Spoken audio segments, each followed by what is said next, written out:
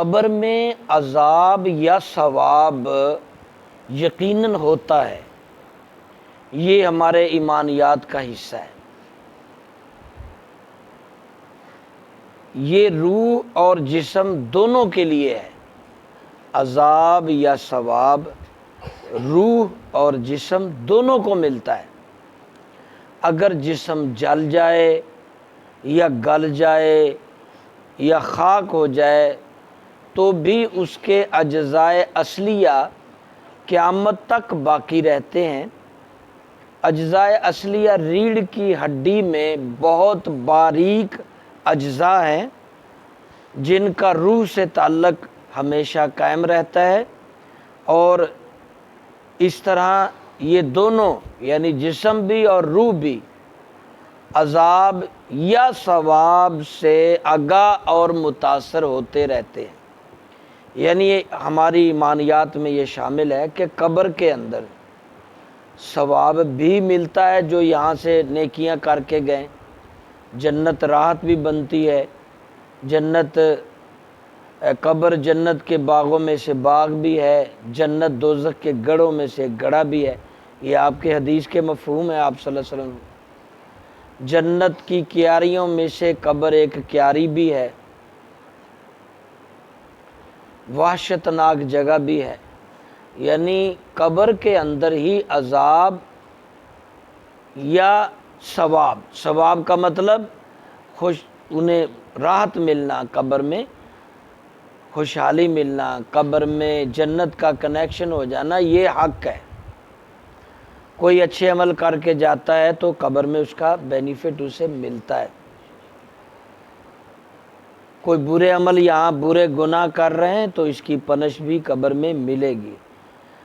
یہ نقطہ کہ صرف روح کو یا جسم کو آپ نے پڑھا، روح کو بھی جسم کو بھی، جسم چاہے گل سڑ جائے جلا کے، جیسے ہندو جلا دیتے ہیں، خاک میں مل جائے جیسے مٹی بن جاتی ہے قبر میں، جس طرح بھی جسم کو گلا دیں سڑا دیں، یہ ریڑھ کی ہڈی میں اللہ نے ایک آئٹم رکھا ہے باریک، وہ باقی رہتے ہیں اور اس کا تعلق روح کے ساتھ ہوتا ہے۔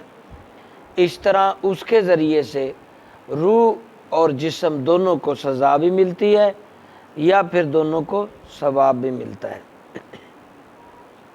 اسی طرح ایک صحابی اللہ کی نبی صلی اللہ علیہ وسلم سے عرض کرتے ہیں، میری والدہ فوت ہو گئیں، میں نہیں تھا، یعنی بیرون شہر ہوں گے یا دوسرے علاقے میں، میرے لیے کوئی ایسا عمل صدقہ کوئی نیکی کروں تو کیا وہ میری ماں کو ثواب ملے گا؟ آپ نے فرمایا ہاں ضرور ملے گا۔ بلکہ حضرت انس نے عرض کی تھی اللہ کے نبی صلی اللہ علیہ وسلم کے کہ اپنے مردوں کے لیے دعائیں، صدقات، خیرات، حج کرتے ہیں، کیا یہ چیزیں انہیں پہنچتی ہیں؟ تو فرمایا ہاں ضرور پہنچتی ہیں، اور وہ ان نیکیوں سے ایسے خوش ہوتے ہیں جیسے تم ایک دوسرے کو گفٹ دے کر خوش ہوتے ہو۔ بلکہ اگلی حدیث میں زندہ کے لیے بھی نیکیوں کا ثواب پہنچنے کا حکم ملتا ہے۔ اگر مومن فوت ہو گیا ہے، اگر مومن زندہ ہے، اپنی نیکی کا ثواب آپ اسے گفٹ کر سکتے ہیں، نوافل پڑھ کے، خیرات کر کے، تلاوت کر کے، مسجد بنا کے، صفائی مسجد کی کر کے، اذان پڑھ کے، تلاوت کر کے، کوئی بھی نیکی، آپ عمرہ حج کر کے، اعتکاف کی نیکی، قربانی دیتے ہیں اس کی نیکی، اپنی طرف سے ایک قربانی دے کے پھر دوسری قربانی اپنے مرحومین کے لیے۔ حضور صلی اللہ علیہ وسلم بھی 2 جانور ذبح کرتے تھے، ایک اپنے لیے ایک امت کے لیے۔ تو آپ کوئی بھی نیکی، کوئی بھی دعا زندوں کو بھی پہنچا سکتے ہیں اور فوت شدہ قبر والوں کو بھی پہنچتا ہے۔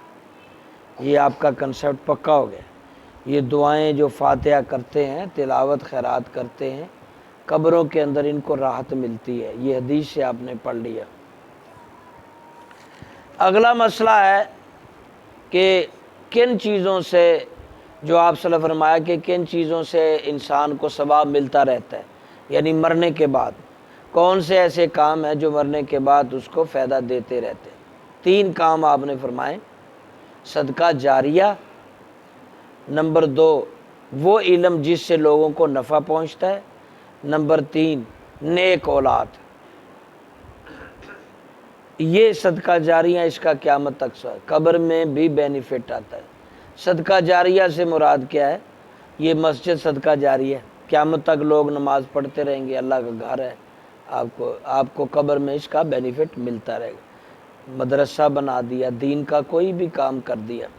دوسرا علم، جیسے میں کتابیں شائع کر دیتا ہوں، بہت سے علماء لکھتے ہیں، حدیثیں لکھتے ہیں، درس تدریس کا سلسلہ چلاتے ہیں، وہ جب تک وہ بیان چلتے رہیں گے، ویڈیو پہ چلتے رہیں گے، فیس بک پہ چلتے رہیں گے، یا جیسے نئے سہولیات ہیں ان سب پہ جو بیانات پڑے ہوئے ہیں، آج بھی ڈاکٹر اسرار احمد کے بیان پڑے ہوئے اور بڑے بڑے علماء کے، تو ان کو ثواب مل رہا ہے۔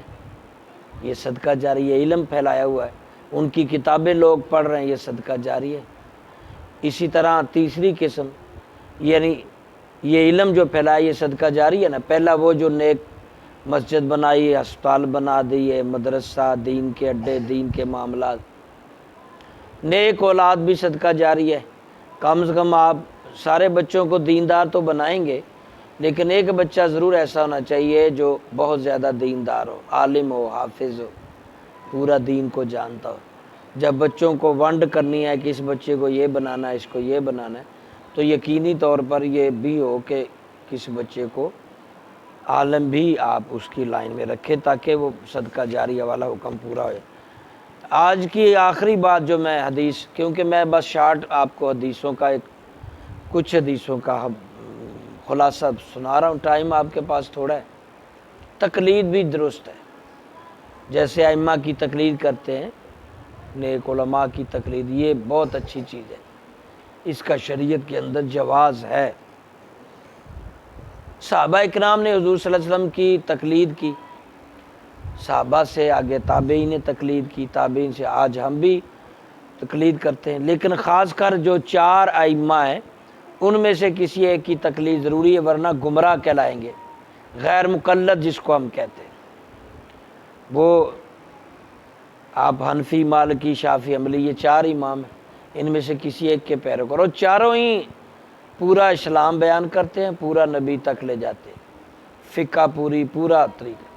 چھوٹی موٹی باتوں کا اختلاف ہے، وہ چلتا رہتا ہے، اس کو نظر انداز کریں، لیکن کسی ایک کا فالوور ہونا ضروری ہے تاکہ آپ اپنی مرضی کا دین نہ بنانا شروع کر دیں، گمراہ نہ ہو جائیں۔ اس لیے جو یہ نہیں کرے گا وہ گمراہ کہلائے گا۔ انشاءاللہ العظیم مزید گفتگو کل کریں گے۔ اللہ